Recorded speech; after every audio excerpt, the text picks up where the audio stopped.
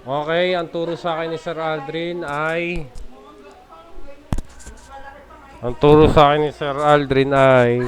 kung paano i-restart kapag nagloloko ang network sa internet.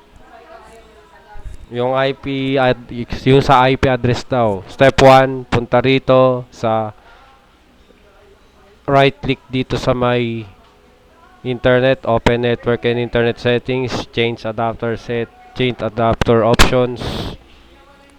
Right click, properties. Hanapin ang QoS packet scheduler. Configure. Yes. Advance. Hanapin ang speed and duplex. Ito. From 10 to 100 Mbps. Subukan lahat yan.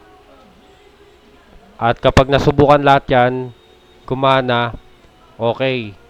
Pag naayos, okay. Pero kapag di pa okay, ito naman ang second step. Punta ka dito. Ayan.